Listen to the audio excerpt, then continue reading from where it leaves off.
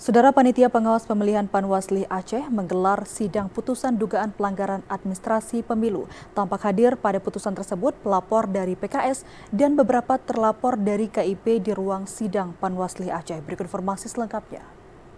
Sidang yang berlangsung tadi malam ini dipimpin oleh Ketua Majelis Safwani, yang juga merupakan anggota Panwasli Aceh Divisi Penanganan Pelanggaran Data dan Informasi, bersama dengan dua anggotanya yaitu Farul Riza Yusuf serta Maitanur. Dalam membacakan putusan Panwasli Aceh, Majelis Pemeriksa menyatakan terlapor 1 ketua dan anggota KIP Aceh, terlapor 4 ketua dan anggota KIP Kota Banda Aceh, terlapor 5 ketua dan anggota KIP Subul Salam, terlapor 6 ketua dan anggota KIP Semelu tidak terbukti melakukan pelanggaran administrasi pemilu.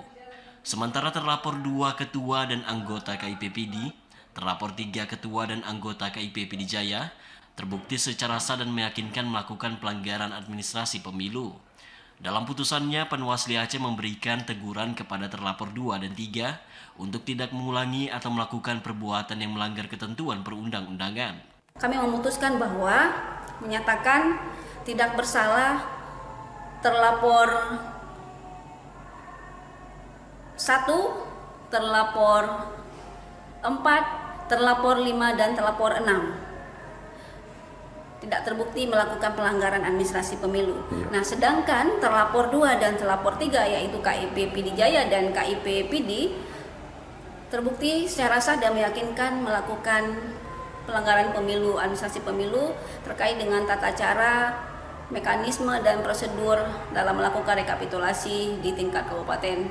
Safwani menambahkan, laporan dugaan pelanggaran administrasi pemilu yang disampaikan oleh pelapor Muhammad Arnif dari Partai Keadilan Sejahtera dapat dibuktikan kebenarannya berdasarkan dalam bidang pemeriksaan.